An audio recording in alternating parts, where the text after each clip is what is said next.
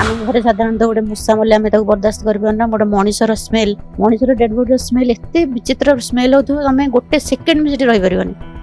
In fact ବାହାର ଏରିଆରେ ବି ରହିପାରିବେନି। କିନ୍ତୁ ଡେଡ ବଡି କିଛି ଛୁଉଁଥିବୁ, ସେ ପୋକ ଗୁଡାକ ତମେ ଯେତେ କିଟ୍ ପିନ୍ଧ, ଯେତେ ଗ୍ଲୋଭ୍ସ ପିନ୍ଧ, ସେ ପୋକ ଗୁଡା ଚାଲି ଚାଲି ତମ ହ୍ୟାଣ୍ଡ ଗ୍ଲୋଭ୍ସ ଯେତିକି ଏରିଆ କଭର କରିଥିବ ତାର ଅପୋଜିଟ ସାଇଡକୁ ସେ ଚାଲି ଚାଲି ଆସୁଥିବେ। ଯଦି ଫିନାଇଲ କିମ୍ବା କିରୋସିନି ପକେଇ ଦବ, ଯଦି ଆଉଟ ସାଇଡ ହେଇଯିବ, ଡେଡ ବଡି ଉପରୁ ପୋକ ବାହାରି ପଡିବେ, କିନ୍ତୁ ତଳ ଯାକ ସାଲବାଲ ହେଇକି ଚାଲୁଥିବେ, ତମ ଗୋଡରେ ପଶି ଯାଇଥିବେ। ସିଚୁଏସନ ଟା ମୁଁ ଇମାଜିନ କରିପାରିବିନି କି ମୁଁ ତାକୁ ଡେସ୍କ୍ରାଇବ ବି କରିପାରିବିନି କେତେ ଅନକମ୍ଫର୍ଟେବଲ।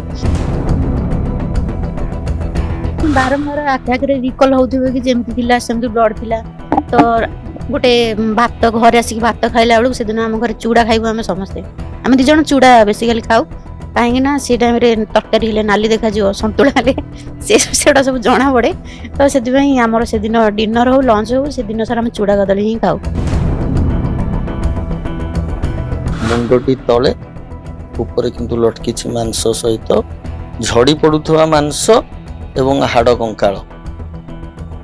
ଯିବା ପାଇଁ ରାସ୍ତା ନାହିଁ, ତାକୁ ଆଣିବା ପାଇଁକା ସେଠି 3-4 ଘଣ୍ଟା 5 ଘଣ୍ଟା ଲାଗେ।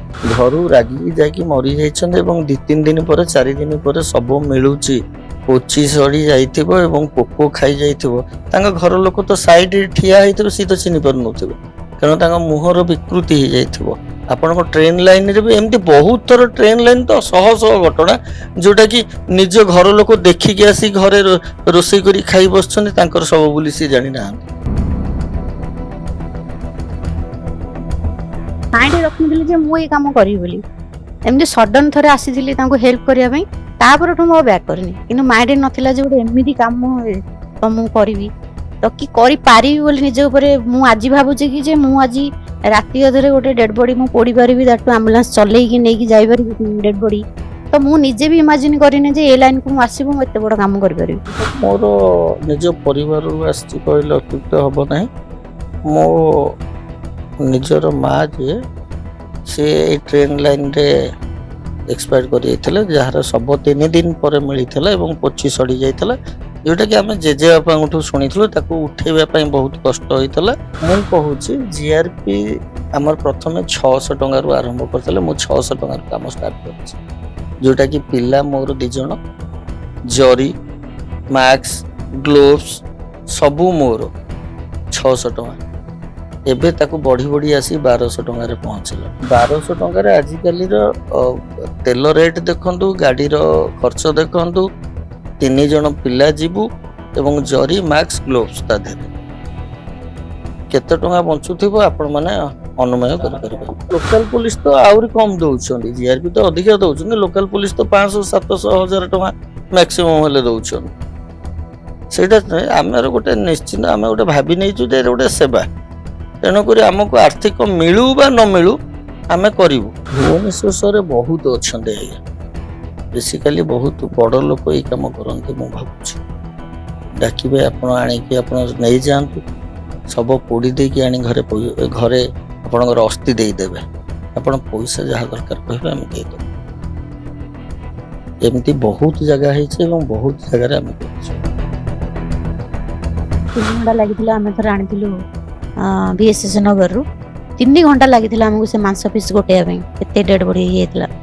ଆଗୁରୁ ଯେ କିଛି ସେମିତି ଚ୍ୟାଲେଞ୍ଜ ତ ଥାଏ, କାହିଁକି ନା ଟର୍ଚ୍ଚ ଲାଇଟ୍ ଲଗେଇକି ରାତିରେ ଟ୍ରେନ ଟ୍ରାକରୁ ମାଂସ ପୁରା ଟିକ୍ ଟିକ୍ କରି ଗୋଟେଇବା ତ ବହୁତ ପ୍ରୋବ୍ଲେମ ହୁଏ। ଫେଷ୍ଟିଭାଲ ତ ମୁଁ ଏବେ ବନାଉନି, ଆମ ଘରେ ଫେଷ୍ଟିଭାଲ ବନା ହୁଏନି, କାହିଁକି ନା ସବୁ ଫେଷ୍ଟିଭାଲରେ ମୁଁ ଗୋଟେ ଡେଡ ବଡି ରୁମରେ ହିଁ ଥିବି। ପୋଷ୍ଟମର୍ଟମ ଉପରେ ହଉ କିମ୍ବା ଶ୍ମଶାନରେ ହଉ, ଏମିତି କୌଣସି ଅକେଜନ ନାହିଁ କି ସେଟା ଖାଲି ଯାଇଛି। ମୁଁ ପିଠା କରିଥିବି ଅଧା, ସେ ଯାଇଥିବ, ମାନେ ଗୋଟେ ଡେଡ ବଡି ଆସିଯାଇଥିବ, ସେ ଶ୍ମଶାନରେ ସେ ଦିନ ଯାକ ପଳେଇବ। ମୁଁ କହୁଛି ସମସ୍ତେ ସେବା କରନ୍ତୁ ଏବଂ ସୋସିଆଲ ମିଡିଆରେ ଛାଡନ୍ତୁ, ତାଙ୍କୁ ଅନୁପ୍ରାଣିତ ହେଇକି ଆଉ କିଛି ସମାଜ ସେବକ ଆସନ୍ତୁ। ତାର ଅର୍ଥ ନୁହେଁ ଯେ ଗୋଟିଏ ସେବା କରିଦେଇକି ତାକୁ 10ଟା ପ୍ରକାର ଫଟୋ ଉଠେଇକି ସେ ଗୋଟିକରେ ଶେଷ କରିଦବା। ସେପରି ଯୋଉମାନେ ସମାଜ ସେବାରେ ଲିପ୍ତ ଅଛନ୍ତି, ତାଙ୍କୁ ମୁଁ ଘୃଣ୍ୟ ଭାବରେ ଦେଖେ।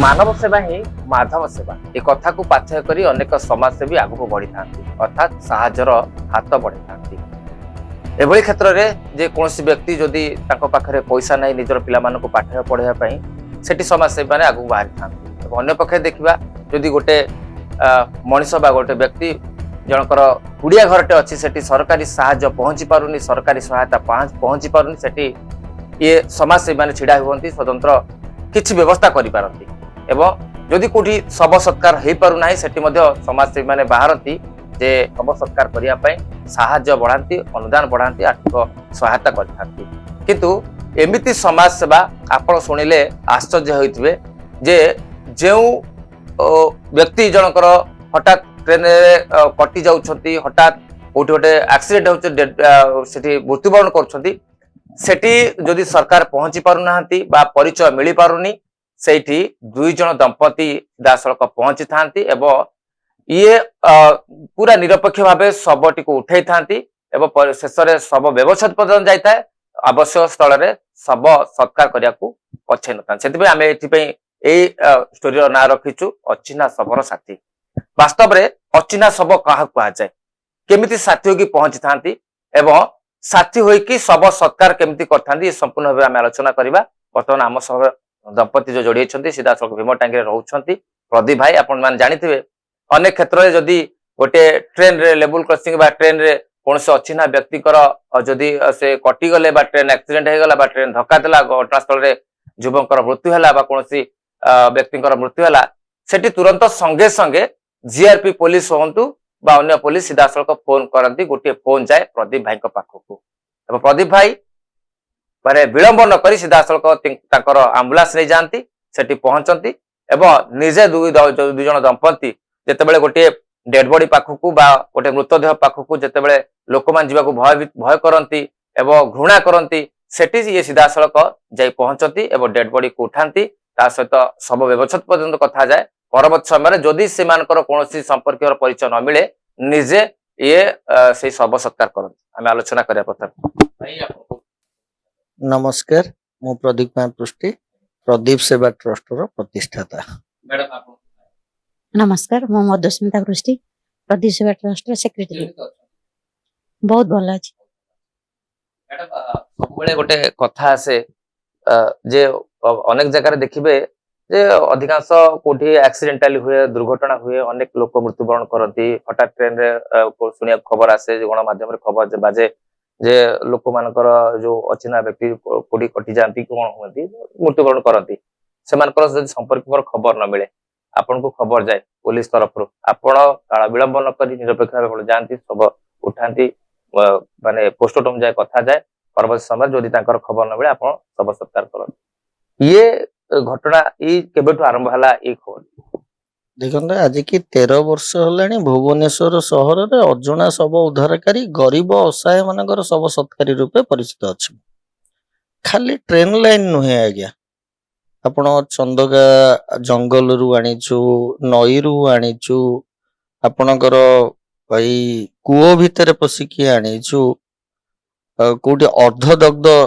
शव मध्य भी आम आनीचु बहुत जे कोनोसी स्थान रु जेमती प्रकार शव होइथिबो आमे सेठु आनी परिबो एवं आमर जोटी केही न पारिबे जेते दुर्गंधमय हो पोचा सड़ा ही थाउ पोको लगी जाई थाउ जेते दिन रो शव जोठी फेल मारंती आमको सेठी डका जाई था कथा मैडम पुलिस को पाखरु फोन जाए आपण सेते को उपस्थित आपण एक्टिव होंती केते समय लागे ये जो जिनस सेवा ये जो कहउछ शव उठेबा शव सत्कार करबा ये गोटे अनेक लोक घृणा करती अनेक लोक मनकर भय थाए आपण केमती सेटो चैलेंज करती चैलेंज तो थाए चैलेंज तो सब डेड बॉडी ऊपर डिपेंड करे से को सिचुएशन रे अछि केते वेट अछि तार को भीतर अछि कि ताको किछि मतलब कि जो जेमती गोटे पोक भोग हो जाती से डेड बॉडी ऊपर डिपेंड करे तो आम डेड बॉडी हमें केते शीघ्र आनबो एटा बहुत बड़ चैलेंज सेटा होची फास्ट चैलेंज कारण सेटा मेंटली एते डिस्टर्ब करे जदी पोखरी भितरे थिबे से पोक हो जाइथिबे गछ ऊपर थिबे जदी से भी तांकर पोक झड़थो जदी जंगल भितर हेथिबे तारा केवल स्केलेटन टा थिबो मांस खाली झड़ुथिबो ए सब सिचुएशन रे बहुत चैलेंज लागे कि जे डेड बॉडी हमें केमती आनिबो ତ ସେଇଟାକୁ ବି ଯେତେବେଳେ ୱାନ୍ସ ଆମେ ଯାଉ ତ ବ୍ୟାକ୍ ତ କରିକି ଆସିହବନି, ତେଣୁ ସେମିତି ସେଟାକୁ ପୁରା ଯେମିତି ଆମର ହାଇଜିନ୍ ମେଣ୍ଟେନ୍ କରିକି ବହୁତ କଷ୍ଟ ହୋଇ ଆଣିବାକୁ ଆଣୁ। ଯେତେବେଳେ ଆପଣଙ୍କ ଗୋଟେ ଫୋନ ଆସେ ପୋଲିସ ପକ୍ଷରୁ, ସେ ଜିଆରପି ହୁଅନ୍ତୁ ବା ଲୋକାଲ ପୋଲିସ ପକ୍ଷରୁ, ଫୋନ ଦେଖିଲା ମାନେ ଆପଣ ମନ ଭିତରେ କଣ ରହିଯାଏ ଯେ ନାଇଁ ଆସ ଯିବା ମିଶିକି ଏଇ ସବୁଠି ଉଠେଇବା, ବା ମନ ଭିତରେ କଣ ରୁହେ? ଦେଖନ୍ତୁ, ଗୋଟେ ଶବ ଯେତେବେଳେ ଫୋନଟି ଆସେ ନିହାତି କମରେ 3 ଜଣ ଆବଶ୍ୟକତା ଗୋଟେ ଡେଡ ବଡି କି ଉଠେଇବା ପାଇଁ। କେବଳ ଷ୍ଟ୍ରେଚରରେ ଉଠା ହୁଏ, ତେଣୁକରି 3 ଜଣ ଷ୍ଟ୍ରେଚର ପାଇଁକି ଦରକାର। ତ ଆମ ଏବଂ ତାର ସବୁ ଅଛି, ଗ୍ଲୋଭ୍ସ ଅଛି, ତାର ମାସ୍କ ଅଛି, କୋଉ ସିଚୁଏସନରେ ଥିବ କେମିତି ଥିବ ସେଇଟା ତ ଆଗ ପୋଲିସ ବାଲା କହିନଥିବେ ନା। ତେଣୁକରି ମୋ ଗାଡି ଭିତରେ ସମସ୍ତ ସରଞ୍ଜାମ ମୁଁ ଆଜି ରଖିଛି। ଆପଣଙ୍କ ପଲିଥିନ୍ ରଖିଛି, ଗ୍ଲୋଭ୍ସ ରଖିଛି, ମାସ୍କ ରଖିଛି, ଦଉଡ଼ି ରଖିଛି କେମିତି ଗଛରୁ ଖସିଆ ହବା ପାଇଁ, ତା ପାଇଁ ଅଖା ରଖା ହେଇଛି। ମୋ ଗାଡି ଭିତରେ ସେଗୁଡ଼ା ଆଗରୁ ସବୁ ଭର୍ତ୍ତି ହେଇକି ତାକୁ ପ୍ୟାକ୍ କରିକି ଅଲଗା ଅଲଗା ଜାଗାରେ ରଖା ହେଇଛି। ତେଣୁକରି ଆମକୁ ଆଉ ସେଇଟାକୁ ଖୋଜିବାକୁ ସେତେବେଳେ ପଡିନଥାଏ। କେବଳ ଆମେ ବାହାରିବୁ ଯିବୁ କେତେବେଳେ ଏତିକି ଅସୁବିଧା ହଉଛି, ରାତି ଦିନ 24 ଘଣ୍ଟା ଯେତେବେଳେ ଧର ରୋଷେଇଟିଏ ହଉଥିବ, ବନ୍ଦ କଲୁ ଗଲୁ, ଖାଇ ବସିଥିବୁ ଉଠିକି ଗଲୁ। ତେଣୁକରି ଆମର ଖାଦ୍ୟପେୟ, ରୋଷେଇବାସ, ନିଦ୍ରା ଏଥିରେ କୌଣସି ମୋର ସାମଞ୍ଜସ୍ୟ ରହିବ ନାହିଁ କି କିଛି ନାହିଁ। ଯେତେବେଳେ ପାରିଲେ ମୁଁ ଯାଇକି ପହଞ୍ଚିବି। ମ୍ୟାଡାମ ଆପଣଙ୍କୁ ଗୋଟେ ପ୍ରଶ୍ନ, ଶରୀର ଯେତେବେଳେ ଅସୁସ୍ଥ ଥାଏ, ଜ୍ୱର ହଉ ଥଣ୍ଡା ହଉ କାଶ ନର୍ମାଲ ରହେ ଲୋକମାନଙ୍କର, ଆପଣ ସେଇ କଣ୍ଡିସନରେ ଫୋନ ଆସିଲେ ଆପଣ ଯାଇଛି? ହଁ, ନିଶ୍ଚିତ ଭାବରେ ମୁଁ ଟ୍ରାଏ କରିଛି। ଯଦି ଆମର ଟ୍ରଷ୍ଟରେ ଯଦି ପିଲା କି ଅଛନ୍ତି କାମ କରୁଛନ୍ତି ଯୋଉମାନେ, ଫାଷ୍ଟ ଫୋନ କରିବି ଯେ ଟିକେ ହେଲ୍ପ କର ଯାଇକି ଡେଡ୍ ବଡି ଆଣ। ତାଙ୍କର ବି ତ ପର୍ସନାଲ ପ୍ରୋବ୍ଲେମ ଅଛି, ସେ କରିବେ ନାଇଁ ଆମେ ଯାଇପାରିବୁନି। ତ ସେଇ ସିଚୁଏସନରେ ବହୁ ସିଚୁଏସନରେ ସେମିତି ମୁଁ ଯାଇଛି। ଯାହା ବି ହଉ ପୋଲିସ କଲ୍ ଆସିଲା ମାନେ କି ଜିଆରପି କଲ୍ ଆସିଲା ମାନେ ବାଉଣ୍ଡ ଟୁ ଗୋ, ତ ମତେ ଯିବାକୁ ପଡେ। ଆମେ ଯାଇଛୁ ବି ବହୁତ ଥର। ଦେହ ଖରାପ ମନ ଭିତରେ ଘୃଣା ଭାବ ଆସେନି? କେତେବେଳେ ମନ ଭିତରେ ବିରକ୍ତି ଭାବ ଆସେନି? ଏଇ ଟାଇମରେ ଶୋଇବା ଟାଇମ ଅଛି କି ଦେହ ଖରାପ ଟାଇମ ଅଛି, ଦେହ ଅସୁସ୍ଥ ଅଛି, ଆମେ ଟିକେ ଡିଲେ କରିଦବା, ଯେହେତୁ ପୋଲିସର ଫୋନ ଆସୁଛି ଆମେ ଅଧଘଣ୍ଟା ଘଣ୍ଟେ ବିଳମ୍ବରେ ପହଞ୍ଚିବା କାରଣ ଦେହଟା ଭଲ ଲାଗୁନି, ସେମିତି ସିଚୁଏସନ ଆସିନି? ସେଟା ସବୁଦିନ ଆସେ। ସେଇ ସିଚୁଏସନଟା ଯେତେବେଳେ ଖାଇକି ଶୋଇ ପଡିଥିବୁ କିମ୍ବା ଦେହ ଖରାପ ଥିବ କିମ୍ବା ବର୍ଷା ହଉଥିବ, ଶୀତ ଦିନେ ବେସିକାଲି, ତ ଇଚ୍ଛା ତ ହୁଏନି ଯିବା ପାଇଁ। କିନ୍ତୁ କଲଟା ଯେତେବେଳେ ଆସେ ସେତେବେଳେ ଦେଖେ ଯେ ଅନ୍ୟ ଲୋକମାନଙ୍କର ପ୍ରୋବ୍ଲେମ, ପୋଲିସ ସେଠି ଥିବେ, ଯେହେତୁ ଶବକୁ ସମ୍ମାନ ଦିଆଯାଏ, ସେମାନେ ଡେଡ ବଡି ଜଲ୍ଦି ନବା ପାଇଁ ରିକ୍ୱେଷ୍ଟ କରିଥିବେ। ଆଉ ଯଦି କୋଉଠି ଲୋକାଲ ପୋଲିସରେ କୋଉଠି ବି ଡେଡ ବଡି ଥିବ, ଘରେ ଡେଡ ବଡି ବହୁତ ସମୟ ରହିବନି, ତେଣୁ ସେ ସିଚୁଏସନରେ କିଛି ଅପସନ ନଥାଏ କି ଯେ ନାଇଁ ମୁଁ ଯଦି ଆଜି ଯିବିନି ତ ଆଉ କିଏ କରିଦବ। ସେମିତି କିଛି ଅପସନ ନାହିଁ, ନା ମୋ ପାଖରେ ନା ଆଉ କାହା ପାଖରେ ଥାଏ। ତ ସେତେବେଳେ ତମେ ଡିଲେ, ମୁଁ ଜାଣିଛି ତ ମତେ ସେ ଡେଡ ବଡି ଆଣିବାକୁ ଯିବାକୁ ପଡିବ, ଉଠିବାକୁ ଯେତେ କଷ୍ଟ ହେଲେ ବି ଟ୍ରାଏ କରି ଉଠିକି ଆମେ ଯାଉ। ଆଜି ପର୍ଯ୍ୟନ୍ତ କେତେ ଆପଣ ଶବ ବା ମୃତଦେହ ଉଠେଇଛନ୍ତି, ମାନେ ଟୋଟାଲି କେତେ ହବ? 3000 ଅଧିକା ହେଇଗଲାଣି। ଏମିତି କଣ୍ଡିସନ ଆସିନି ଯେ ହଠାତ୍ ଗଲା ପରେ ଗୋଟେ ମାନେ ଯୋଉ ମୃତଦେହ ଅଛନ୍ତି ହଠାତ୍ ମାନେ ଅକାଳେ ଯୋଉମାନେ ବିୟୋଗ କରନ୍ତି, ଅକାଳେ ଯାଇଛନ୍ତି, କିଏ ଜୀବ କାମୁଡି ଥାଏ, କିଏ କେବେ କଣ୍ଡିସନରେ ଥାଏ, ଭୟ ଲାଗେନି ପାଖକୁ ଗଲାଣି? ନାଇଁ, ଭୟ ଲାଗେନି। ଷ୍ଟାର୍ଟିଂରୁ ଯେତେବେଳେ କରୁଥିଲି, ଷ୍ଟାର୍ଟ ଯେତେବେଳେ କରିଥିଲି ସେତେବେଳେ ହଜବେଣ୍ଡ ମୋ ପାଖରେ ଥିଲେ, ତ ମତେ ଭୟ ଏତେ ଲାଗେନି। ଏବେ ବି ତ ଟୋଟାଲ ଲାଗୁନି। ଷ୍ଟାର୍ଟିଂରୁ ବି ମୁଁ ଜାଣିନି ମତେ କେବେ ଡେଡ ବଡି ପାଇଁ ଭୟ ଲାଗେନି, କାହିଁକିନା ମତେ ସେ ଯୋଉ ସିଚୁଏସନ ଥାଏ ମାନେ ଦେଖିକି ଗୋଟେ ଇମୋସନାଲ ଫିଲିଙ୍ଗ ଆସେ ଯେ ଆମେ ମଣିଷ, ଆମର କେତେ ଇଗୋ, କେତେ ସେଲଫିଶ, କେତେ ସବୁ ମାନେ ମାର ଧର ମର୍ଡର ହଉଛି, କିନ୍ତୁ ମରିଗଲା ପରେ ଆମର ଅସ୍ତିତ୍ୱ ହିଁ କିଛି ନଥାଏ। ଇନଫାକ୍ଟ ଡେଡ ବଡି ଫ୍ୟାମିଲିରେ ପହଞ୍ଚି ବି ପାରେନି, ଅନନୋନ ଡେଡ ବଡି ହେଇକି ସେ ଅନ୍ତିମ ସଂସ୍କାର ହୁଏ। ତ ସେଇଟା ଟିକେ ମାଇଣ୍ଡରେ ଷ୍ଟ୍ରାଇକ୍ କରେ, ଅଦରୱାଇଜ ଡର କିଛି ଲାଗେନି। ଗୋଟେ ଫ୍ୟାମିଲିର ଗୋଟେ ପୁଅଟେ ଚାଲି ଯାଉଛି କି ବାପାଟେ ଚାଲି ଯାଉଛି, ଗୋଟେ ଇମୋସନ ଭିତରେ ସମସ୍ତେ ଥାନ୍ତି, ଆପଣ ଯାଇକି ସେଠୁ ଶବ ଉଠାନ୍ତି ବା ଡେଡ ବଡିକୁ ଉଠାନ୍ତି, ଆପଣ ଟିକେ ସେ ଇମୋସନ ଭିତରେ ଏଣ୍ଟ୍ରି କରନ୍ତି ନା ନାଇଁ? ନିଶ୍ଚିତ ଭାବରେ ଏଣ୍ଟ୍ରି କରେ। ଯେତେବେଳେ ଅନନ୍ୟାଚୁରାଲ ଡେଥ ହୁଏ, ଯେତେବେଳେ ଛୋଟ ପିଲାମାନେ କରନ୍ତି, କିମ୍ବା ବହୁତ କେସରେ ବର୍ନ କେସ ହଉ ଲେଡିଜ ମାନଙ୍କର, କିମ୍ବା କେସ ହଉ, କିମ୍ବା ଆମର ମର୍ଡର କେସ ହଉ, ଯେତେବେଳେ ସ୍ୱାମୀ ମାନେ ସ୍ତ୍ରୀ ମାନଙ୍କୁ ମାରନ୍ତି କିମ୍ବା ସ୍ତ୍ରୀ ଯୋଉ ସ୍ୱାମୀ ମରିଯାଏ, ନିଶ୍ଚିତ ଭାବରେ ସେଇ ଟାଇମରେ ଯେତେବେଳେ ଏଜ ବହୁତ କମ ଥାଏ, ତାଙ୍କର କିଛି ନା କିଛି ଇମୋସନାଲ କନେକ୍ସନ ଟିକେ ଥାଏ କି ମଣିଷ ଜୀବନରେ କିଛି ଭ୍ୟାଲୁ ହିଁ ନାହିଁ। ତ ଆରମ୍ଭ କଲେ କେବେଠୁ ଆରମ୍ଭ କଲେ? କାରଣ ଆପଣ ଅବିବାହିତ ଅବସ୍ଥାରେ ଯେତେବେଳେ ଏ ମନୋବୃତ୍ତି ଥିଲା କି ସେବା କରିବୁ, ନିଃସ୍ୱାର୍ଥର ସେବା କରିବୁ, ନା ବିବାହ ପରେ ଭାଇ ଆପଣଙ୍କୁ କହିଲେ ନାଇଁ ଏଇଭଳି ଗୋଟେ ଆମେ କାର୍ଯ୍ୟ କରିବା? ସମାଜରେ ତ ଅନେକ ସମାଜସେବୀ ଅଛନ୍ତି, କିନ୍ତୁ ଇଏ ସମାଜ ସେବା, ଏ ଟିକେ ନିଆରା ସମାଜ ସେବା। କାରଣ ସମସ୍ତେ ଚାହାନ୍ତି ପଇସା ଦେଇଦବା କି ଛିଡା ହେଇ ପଡିବା ବିପଦରେ, କିନ୍ତୁ ଏଇ ଯୋଉ ଅଚିହ୍ନା ଶବ ଡେଡ ବଡି ଉଠେଇବା ଏବଂ ଅନେକ ସଂଖ୍ୟାରେ ଶବ ଗୁଡିକ ପଚି ସଡି ଯାଇଥିବ, ପୋକ ହେଇଯାଇଥିବ, ସେ କଣ୍ଡିସନରେ ଆପଣ ଉଠାନ୍ତି, ଇଏ ମନୋବୃତ୍ତି କେବେଠୁ ଆସିଲା? ନାଇଁ ଏଇଟା ତ ଆକ୍ଚୁଆଲି ଅନନୋନ୍ ଡେଡ୍ ବଡି ରେସ୍କ୍ୟୁଟା ମୋର ଥିଲା ଟିମ୍, ମାନେ ମୋ ହଜବେଣ୍ଡଙ୍କର ଷ୍ଟାର୍ଟ ଥିଲା। ତ ଡେଡ୍ ବଡି ଯେତେବେଳେ ସେ ଷ୍ଟାର୍ଟିଂ କରୁଥିଲେ 14 ବର୍ଷ ତଳେ ସେ ଷ୍ଟାର୍ଟିଂ କରିଥିଲେ। ମୋ ଲାଇଫ ସେତେବେଳେ ଅଲଗା ଥିଲା, ମୁଁ ମୋର ମ୍ୟାରେଜ ଜବରେ ଥିଲି। ତ ଏ ଲାଇନକୁ ଆସିବି ବୋଲି ମତେ ଏମିତି ଗୋଟେ କିଛି ମାନେ ମାଇଣ୍ଡରେ ରଖିନଥିଲି ଯେ ମୁଁ ଏଇ କାମ କରିବି ବୋଲି। ଏମିତି ସଡନ ଥରେ ଆସିଥିଲି ତାଙ୍କୁ ହେଲ୍ପ କରିବା ପାଇଁ, ତାପରଠୁ ମୁଁ ଆଉ ବ୍ୟାକ୍ କରିନି। କିନ୍ତୁ ମାଇଣ୍ଡରେ ନଥିଲା ଯେ ଗୋଟେ ଏମିତି କାମ ତ ମୁଁ କରିବି, ତ କି କରିପାରିବି ବୋଲି ନିଜ ଉପରେ। ମୁଁ ଆଜି ଭାବୁଛି କି ଯେ ମୁଁ ଆଜି ରାତି ଅଧରେ ଗୋଟେ ଡେଡ୍ ବଡି ମୁଁ ପୋଡି ପାରିବି, ତାଠୁ ଆମ୍ବୁଲାନ୍ସ ଚଲେଇକି ନେଇକି ଯାଇପାରିବି ଡେଡ୍ ବଡି। ତ ମୁଁ ନିଜେ ବି ଇମାଜିନ କରିନି ଯେ ଏ ଲାଇନକୁ ମୁଁ ଆସିବୁ, ମୁଁ ଏତେ ବଡ କାମ କରିପାରିବି।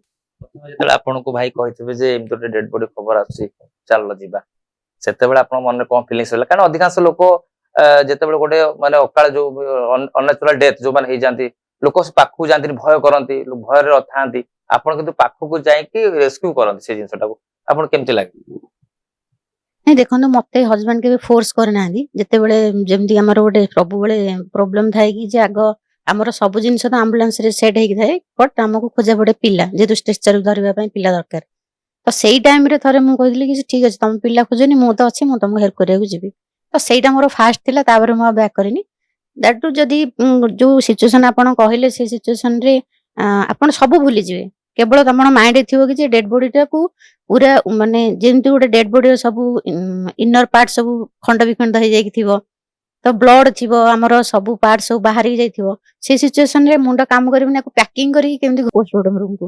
ତ ସେତେବେଳେ ନା ଘୃଣା ଆସେ, ନା ଡର ଆସେ, ନା ସେତେବେଳେ କିଛି ଗୋଟେ ଆସେନି। ମାଇଣ୍ଡ ଗୋଟେ ଅଲଗା ପ୍ରକାର ଥାଏ କି ଜଲ୍ଦି ଏ ରେଲୱେ ଟ୍ରାକର ଯୋଉ ଗୋଟେ ମାନେ ଡେଞ୍ଜର ଜିନିଷ, ଯୋଉ ରେଲୱେ ଟ୍ରାକ୍ ଥାଏ, ତ ଟ୍ରେନ କୋଉଠୁ ଆସିଥିବ ଜଣା ପଡୁନଥିବ, ଟ୍ରେନ ସାଇଡରେ କିଛି ରୋଡ ନଥିବ, ତାକୁ ଗୋଟେ ଗୋଟେ ଟ୍ରେନ ଟ୍ରାକ ର 20 ଫୁଟ 25 ଫୁଟ ଉପରେ ଟ୍ରାକ ରୋଡ ଥିବ, ସେ ଯୋଉ ଭିତରୁ ଯାଇକି ଟେକିକି ଏତେ ଏତେ ବାଟ ବୋହିବା, ସେ ମାଇଣ୍ଡରେ କେବଳ ସେଇଟା ଥିବ କି ଡେଡ୍ ବଡି ଆମେ ଉଠେଇକି କେମିତି ନେଇକି ମର୍ଚୁରୀରେ ରଖିଦବୁ।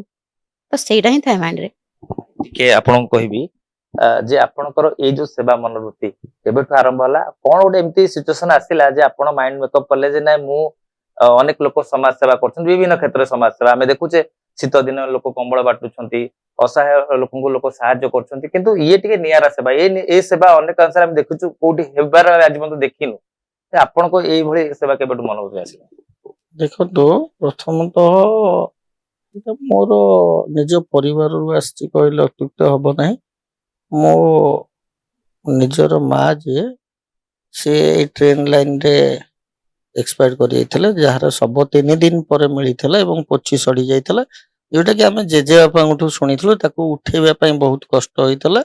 ତେଣୁକରି ଯେତେବେଳେ ମୁଁ କ୍ରମେ ବଡ ହେଇଥିଲି, ଆମ ସ୍କୁଲ ପାଖରେ ହସ୍ପିଟାଲ ଥିଲା, ତେଣୁ ସେଠି ଯାଇକି ଆ ତକିଆ ତା ଭିତରେ କୋଉଠି ଡକ୍ଟର ଡାକିବା, ଏମିତି ସେଠୁ ସମାଜ ସେବାରୁ ଆରମ୍ଭ ହେଇଥିଲା। ଏବଂ ଯେତେବେଳେ ବଡ ହେଲା ପରେ ଚିନ୍ତା କରିଥିଲି ସମସ୍ତେ ସବୁ ପ୍ରକାର ତ ସମାଜ ସେବାରେ ଲିପ୍ତ ଅଛନ୍ତି, ଆଉ ବେସିକାଲି ଆମ ପାଖରେ ସମାଜ ସେବା କରିବାକୁ ହେଲେ କହନ୍ତି ପଇସାର ଆବଶ୍ୟକତା ନାହିଁ, କିନ୍ତୁ ମୁଁ ଆଜି କହୁଛି ସମାଜ ସେବା କରିବାକୁ ହେଲେ ପଇସାର ଆବଶ୍ୟକତା ଅଛି। ଯେତେବେଳେ ଆମର ସମାଜ ସେବାରେ ଆଗକୁ ବଢିଲେ, ପ୍ରଥମେ ଡେଡ୍ ବଡି ଉଠେଇଲେ, ସେତେବେଳେ କେମିତି କଣ ରେସ୍କ୍ୟୁ କରାଗଲା? କେମିତି କଣ ଡେଡ୍ ବଡି କୋଉଥିରେ ଉଠେଇଲେ ଆପଣ? ଆପଣଙ୍କର କଣ ଗାଡି ସୁବିଧା ଥିଲା ନା କଣ ଥିଲା? ଆପଣ କେମିତି କଲେ? ଦେଖନ୍ତୁ, ପ୍ରଥମେ ମୁଁ ଗୋଟେ ଅଟୋ ଡ୍ରାଇଭର ଥିଲି ଆଜ୍ଞା। ଅଟୋରେ ମୁଁ ଡେଡ୍ ବଡି ଉଠଉଥିଲି। ଆପଣଙ୍କର ଜିଆରପି କେସ୍ ହଉ, ଲୋକାଲ ପୋଲିସ ହଉ, ସେଟା ସବୁ ଅଟୋରେ ବୋହିକି ନଉଥିଲି। ସେ ଅଟୋରେ ବୋହିକି ନେଲା ବେଳେ ଅଟୋ ତାର ପଛପଟ ସିଟ୍ ଯେତିକି ଅଛି, ସେ ଅଟୋ ତା ଭିତରେ ଧରିଲାନି। କେତେକ କ୍ଷେତ୍ରରେ ବହୁତ କଷ୍ଟ ହେଲା। ତାପରେ ଗୋଟେ ପୁରୁଣା ଓମିନ ଟେ କିଣିଥିଲି, ତା ଦେହରେ କିଛି ଦିନ ବୁହାଇଥିଲି। ସେ ଖରାପ ହେଇଗଲା ପରେ ଏଇ ଆମ୍ବୁଲାନ୍ସଟି ଆମେ କିଛି ପଇସା ଦେଇଛୁ ଏବଂ କିଛି ବାଦନ୍ୟ ବ୍ୟକ୍ତି ମୋର ଟ୍ରଷ୍ଟର, ସେମାନେ କିଛି କିଛି ପଇସା ଦେଇକି ଏଇଟାକୁ କିଣିଛନ୍ତି ଏବଂ ମୁଁ ପ୍ରତ୍ୟେକ ମାସରେ ପଇସା 6,000-5,00,000 ସୁଝୁଛି। ଆପଣ ଯେତେବେଳେ ଏଇ ଜିନିଷ ଗାଡିରେ ଉଠାନ୍ତି, ଡେଡ୍ ବଡି ଉଠାନ୍ତି, ଆପଣଙ୍କୁ ଆର୍ଥିକ ସହାୟତା ଆପଣଙ୍କ ମନ ମୁତାବକ ଆପଣ ଯେତିକି ଚାହୁଁଛନ୍ତି ସେ ବି ମିଳିଛି ନା ମିଳିନି? ଦେଖନ୍ତୁ, ଆମେ ଆସିଛୁ ସେବା ପାଇଁ। ଯଦି ଆମେ ଅର୍ଥର ତାକୁ କହିବୁ ଏତିକି ଟଙ୍କା ହେଲେ ଉଠେଇବୁ ନହେଲେ ଉଠେଇବୁନୁ, ସେଟାରେ ଆଉ ସେବାର ମାନେ କିଛି ନଥାଏ ଆଜ୍ଞା। ମୁଁ କହୁଛି ଜିଆରପି ଆମର ପ୍ରଥମେ 600 ଟଙ୍କାରୁ ଆରମ୍ଭ କରିଥିଲେ। ମୁଁ 600 ଟଙ୍କାରୁ କାମ ଷ୍ଟାର୍ଟ କରିଛି, ଯୋଉଟା କି ପିଲା ମୋର 2 ଜଣ, ଜରି, ମାସ୍କ, ଗ୍ଲୋଭ୍ସ ସବୁ ମୋର 600 ଟଙ୍କା। ଏବେ ତାକୁ ବଢି ବଢି ଆସି 1200 ଟଙ୍କାରେ ପହଞ୍ଚିଲାଣି। ତେଣୁକରି 1200 ଟଙ୍କାରେ ଆଜିକାଲିର ତେଲ ରେଟ୍ ଦେଖନ୍ତୁ, ଗାଡିର ଖର୍ଚ୍ଚ ଦେଖନ୍ତୁ, 3 ଜଣ ପିଲା ଯିବୁ ଏବଂ ଜରି, ମାସ୍କ, ଗ୍ଲୋଭ୍ସ ତା ଦେହରେ କେତେ ଟଙ୍କା ବଞ୍ଚୁଥିବ ଆପଣ ମାନେ ଅନୁମୟ କରିପାରିବେ। ଆପଣ ଆପଣ ହାତରୁ ଖର୍ଚ୍ଚ କରନ୍ତି ପଇସା, ଯୋଉଠି ଦରକାର ପଡେ ଆବଶ୍ୟକ ସ୍ଥଳେ ଆପଣ ହାତରୁ ପଇସା ଖର୍ଚ୍ଚ କରନ୍ତି? ନିଶ୍ଚିନ୍ତ ଭାବେ ଯେତିକି ଟଙ୍କା ମିଳୁଛି ଆମକୁ, ତାର ତ ଲୋକାଲ ପୋଲିସ ତ ଆହୁରି କମ ଦଉଛନ୍ତି, ଜିଆରପି ତ ଅଧିକା ଦଉଛନ୍ତି, ଲୋକାଲ ପୋଲିସ ତ 500, 700, 1000 ଟଙ୍କା ମ୍ୟାକ୍ସିମମ୍ ହେଲେ ଦଉଛନ୍ତି। ସେଇଟା ଆମର ଗୋଟେ ନିଶ୍ଚିନ୍ତ ଆମେ ଗୋଟେ ଭାବି ନେଇଛୁ ଯେ ଏଇଟା ଗୋଟେ ସେବା, ତେଣୁକରି ଆମକୁ ଆର୍ଥିକ ମିଳୁ ବା ନ ମିଳୁ ଆମେ କରିବୁ। ବହୁତ କ୍ଷେତ୍ରରେ ତ ଆମେ ତ ମାଗଣା କେସ୍ କରିଛୁ। ଏବେ ତ ଭୀମ ଟାଙ୍ଗିରେ ଯୋଉ ମରିଗଲେ, ପାଣିରେ ବୁଡିକି ସେ ଛୁଆ ମରିଗଲା, ସେଗୁଡା ତ ପଇସା ଆମେ ବହୁତ ପଇସା ପାଇନୁ। ଆପଣ ସେବା କରୁଛନ୍ତି, କେବେ ଆପଣଙ୍କ ଉଭୟ ପତି ପତ୍ନୀଙ୍କ ଭିତରେ କେବେ ଝଗଡା ହୁଏନି କି ନାଇଁ ଏଥିରୁ ଆମକୁ କଣ ମିଳୁଛି? କାରଣ ବର୍ତ୍ତମାନ ସମାଜ ପଇସା ପଛରେ ଦୌଡିଛି। ଆଉ ଗୋଟେ କଥା ଯେ ବଡ କଥା ଯେ ଆପଣ ଆମ୍ବୁଲାନ୍ସରେ ଯୋଉ ଭଳି ଭାବେ ରେଟ୍ କମାଉଛନ୍ତି, ଅନେକ ଯୋଉମାନେ ଆମ୍ବୁଲାନ୍ସ ଚଲାଉଛନ୍ତି ପ୍ରାଇଭେଟରେ, ସେମାନଙ୍କର ଆପଣ ଆକ୍ରୋଶର ଶିକାର ହେଇଥିବେ। ସେମାନେ କହୁଥିବେ ଯେ କାହିଁକି ଏତେ କମ ରେଟରେ ନଉଛୁ, କାରଣ ଆମେ ଅଧିକ ରେଟ୍ ନଉଛୁ। ତ ଏଭଳି କିଛି ଆପଣଙ୍କୁ ସମାଲୋଚନା ଶିକାର କେବେ ହେଇଛନ୍ତି? ନିଶ୍ଚିନ୍ତ ଭାବରେ ସମାଲୋଚନାର ଶିକାର ହେଇଛୁ ଏବଂ ମୋର ସବୁଠୁ କମ ଦାମ ଆମର ଆମ୍ବୁଲାନ୍ସ, ଯୋଉଠିକି ମୋର 300, 500, ତାଙ୍କର ପ୍ରଥମ ଷ୍ଟାର୍ଟିଂ ହଉଛି 1500, ଯୋଉଠିକି ମୋର 2000 ଟଙ୍କା, ତାଙ୍କର ସେଠି 4000 ଟଙ୍କା। ତ ମୁଁ କହିବା କଥା, ମୁଁ ଆ ପାଇଁକା ଆପତ୍ତି କରିଥିଲି। ଏଇ କଥା ଯାଇକି ସିଏମଙ୍କ ପାଖରେ, କଲେକ୍ଟରଙ୍କ ପାଖରେ ମୋର ଲେଖା ବି ପଡିକି ରହିଛି ଯେ ଆମର ଆମ୍ବୁଲାନ୍ସଟାକୁ ଶୋଷଣ ମାଧ୍ୟମରେ ସେବା ଯୋଗାଇ ନ ଦିଆଯାଉ ରୋଗୀଙ୍କ ପାଇଁ। ତାର ଆର ଗୋଟେ କିଛି ଗୋଟେ ପାଇଁ ବାଟ ପାଇଁ ଆମେ ମଧ୍ୟ କହିଥିଲୁ ଏବଂ ତାକୁ ମଧ୍ୟ ତା ପାଇଁକା ମଝିରେ ଗୋଟେ ଆଲାଉନ୍ସ ହେଇଥିଲା, ସେ ସବୁ ସରକାର ମାଧ୍ୟମକୁ ଯିବ, କିନ୍ତୁ ଏବେ କାହିଁ ସ୍ଥିର ହେଇଯାଇଛି। ଯେ ମୁଁ କହିବା କଥା ହଉଛି, ଦେଖନ୍ତୁ ଆମେ ସମସ୍ତେ ସମାନ ନୁହନ୍ତି। ଗରିବ ଶ୍ରେଣୀର ଗରିବ ଲୋକ, ବଡର ବଡ ଲୋକ, ଯୋଉଠି ପାଉଛନ୍ତି ନିଅନ୍ତୁ, ଯୋଉଠି ପାଉନାହାନ୍ତି ଛାଡନ୍ତୁ। ମୋର କହିବାର ଆକ୍ଷରିକ ଅର୍ଥ ହଉଛି ସମସ୍ତ ଆମ୍ବୁଲାନ୍ସ ଭାଇକି, ମୋ ପାଇଁ ନୁହେଁ, ମୁଁ ମଧ୍ୟ ଆମ୍ବୁଲାନ୍ସ ଚାଳକ, ଯୋଉଠି ପାଉଛନ୍ତି ନିଅନ୍ତୁ, ଯୋଉଠି ପାଉନାହାନ୍ତି ସମ୍ପୂର୍ଣ୍ଣ ଛାଡନ୍ତୁ। ଏମିତିକି ସକାଳେ ବ୍ୟବଚ୍ଛେଦ ହେଇକି ପଡିଛି 6 ନମ୍ବର ହସ୍ପିଟାଲ ଭଳିଆରେ, ମୁଁ ସନ୍ଧ୍ୟାବେଳୁ ତାଙ୍କୁ ନେଇକି ଯାଇଛି, ନଥିବି ଓ ତାଙ୍କ ପାଖରେ ପଇସା ନଥିବ, କିମ୍ବା ମୁଁ ସେ ଜାଗାରେ ନଥିବି, ମୁଁ ଆସିବି କୋଉଠୁ ତାଙ୍କୁ ନେଇକି ଯିବି। ଏମିତି ବି ବହୁତ ମୋ ପାଖରେ ଅଛି ଏବଂ ତା ପ୍ରମାଣ ସହିତ ମୁଁ ରଖିଛି। 14 ବର୍ଷ ଆପଣ କହୁଛନ୍ତି ସେବା କରିଛନ୍ତି, ନିରନ୍ତର ନିଷ୍ଠାପର ଭାବେ ସେବା ଯୋଗେଇଛନ୍ତି। କେତେ ଡେଡ ବଡି, କେତେ ମୃତଦେହ ଆପଣ ଆଜି ପର୍ଯ୍ୟନ୍ତ ଉଠେଇଛନ୍ତି, ଏମିତି କି ଯେ ତାଙ୍କର ନିଜ ସମ୍ପର୍କୀୟ ଲୋକ ଜାଣିଛନ୍ତି କିନ୍ତୁ ସେମାନେ ସେ ଡେଡ ବଡିକୁ ଉଠଉନାହାନ୍ତି ବା ସେମାନେ ସେ ଡେଡ ବଡିକୁ ସତ୍କାର କରୁନାହାନ୍ତି, ଶବ ସତ୍କାର କରୁନାହାନ୍ତି, ଆପଣ ନିଜ ହାତରେ ଶବ ସତ୍କାର କରିଛନ୍ତି। ଏମିତି ତ ଭୁବନେଶ୍ୱରରେ ବହୁତ ଅଛନ୍ତି ଆଜ୍ଞା, ବେସିକାଲି ବହୁତ ବଡ ଲୋକ ଏଇ କାମ କରନ୍ତି। ମୁଁ ଭାବୁଛି ଡାକିବେ, ଆପଣ ଆଣିକି ଆପଣ ନେଇଯାଆନ୍ତୁ, ଶବ ପୋଡି ଦେଇକି ଆଣି ଘରେ ଆପଣଙ୍କର ଅସ୍ଥି ଦେଇଦେବେ, ଆପଣ ପଇସା ଯାହା ଦରକାର କହିବେ ଆମେ ଦେଇଦେବୁ। ଏମିତି ବହୁତ ଜାଗା ହେଇଛି ଏବଂ ବହୁତ ଜାଗାରେ ଆମେ କରିଛୁ। କେବେ ପଚାରିନାହାନ୍ତି ଯେ ଆପଣଙ୍କ ନିଜ ଲୋକ ଆପଣ କାହିଁକି ଅବହେଳା କରୁଛନ୍ତି? କାରଣ ଇଏ ଗୋଟେ ସାମାଜିକ, ଗୋଟେ ସମାଜ ଦୃଷ୍ଟିରୁ ଯେହେତୁ ଆମେ ସମସ୍ତେ ସମ୍ପର୍କରେ ବନ୍ଧା ହେଇଛେ, ବାପା ମା ଭାଇ ଭଉଣୀ, ଏଭଳି କ୍ଷେତ୍ରରେ ଆପଣ ବି କିଛି ଟିକେ ତାଙ୍କୁ କହିଛନ୍ତି ନା କହିନାହାନ୍ତି? କାହାର କିଏ ଆଜ୍ଞା, ମତେ ଗୋଟେ କଥା କହିଲେ, ଆଜିକାଲି ଦୁନିଆରେ, ଆଜିକାଲି ସଂସାରରେ କିଏ କାହାର ମତେ କହିଲେ ଆଜ୍ଞା? କେହି କାହାର ନୁହେଁ। ବଞ୍ଚିଥିଲା ପର୍ଯ୍ୟନ୍ତ ସିଏ ମୋର, ସିଏ ମୋର, ସିଏ ମୋର, ମରିଗଲା ପରେ କେହି ନୁହେଁ କାହାର। ଏଇଟା ସବୁଠି ପ୍ରତିଫଳିତ ହେଇଛି ଏବଂ ମୁଁ ଦେଖିଛି। ଯେତେବେଳେ ଆପଣଙ୍କ ଖବର ଆସେ, ଆପଣ ରାତିରେ ଅନେକ ସମୟରେ ଯାଆନ୍ତି, 1, 1:30 ରାତି ସମୟରେ ଡେଡ ବଡି ଯେତେବେଳେ ନେଇକି ଯାଉଛନ୍ତି ଗାଡିରେ, ମନ ଭିତରେ ଟିକେ ଭୟ ରହୁନି? ହଠାତ୍ ଲୋକମାନେ କୁହନ୍ତି ନାଇଁ ଭୂତ ବାହାରେ, ଇଏ ହୁଏ, ସିଏ ହୁଏ, ଡରେଇବ, ଇଏ ହବ, ଏଭଳି କିଛି କଥା ଯୋଉ ଉଠେ, ସେଭଳି କିଛି ଆପଣଙ୍କ ଲାଇଫରେ ହେଇଛି ସେମିତି? ଦେଖନ୍ତୁ, ଯିଏ ଶବ ବୋହୁଛି ସେ ନିଜେ ଗୋଟେ ଶବ ନହେଲେ ଶବକୁ ବୋହି ପାରିବନି। ତା ହୃଦୟଟା ଯଦି ଆପଣ କୋମଳ କରିକି ହଁ ମରିଯିବି କିଏ ସେ ଉଠେଇବ, ତାହେଲେ ଆପଣ ଶବ ବୋହି ପାରିବେନି ରାତି ଅଧରେ। ଆମେ ତ ଟ୍ରେନ ଟ୍ରାକରେ ଆଜ୍ଞା ଘଣ୍ଟେ ଘଣ୍ଟେ ରାସ୍ତାରେ ଚାଲିକି ଯିବୁ ସେ ଟ୍ରେନ ଟ୍ରାକ ଉପରେ, ବଣ ଭିତର କାଦୁଅ ମାନେ ସବୁ ତା ଭିତରେ ଥିବ। ଯଦି ଆମେ ଛାନିଆ ହେଇଯିବୁ ତ ଆମେ ତ ଶବ ହେଇଯିବୁ। ତେଣୁକରି ସେ ଭାବନା କେବେ ଆସିନି। ଭଗବାନଙ୍କ ଦୟା, ସେ ଆଜି ପର୍ଯ୍ୟନ୍ତ କୌଣସି ପ୍ରକାର ସେ ବାଟ ଦେଖେଇନା। ମ୍ୟାଡାମ ଆପଣଙ୍କ ପାଖକୁ ଯିବି, ଯେତେବେଳେ ନିସ୍ତବ୍ଧ ରାତି, ସୁନସାନ, ସମସ୍ତେ ଶୋଇ ପଡିଥିବେ, ଖବର ଯାଉଥିବ ଆପଣଙ୍କ ପାଖକୁ, ଆପଣ ଯାଉଥିବେ ଟ୍ରେନ ଟ୍ରାକରୁ ଡେଡ ବଡି ଉଠଉଥିବେ। ଇଭିନ ଆମେ ଦେଖିଛୁ ଅନେକ ଜାଗାରେ ଆମେ ଖବର କରିଛୁ ଯେ ଯୋଉମାନେ ଡେଡ ବଡି ମିଳେ ଟ୍ରେନ ଟ୍ରାକରୁ ତାଙ୍କର ମାଂସ ଗୁଡିକ ଖଣ୍ଡ ବିଖଣ୍ଡିତ ଅବସ୍ଥାରେ ଥାଏ, ଆପଣ ତାକୁ ଉଠେଇଥାନ୍ତି।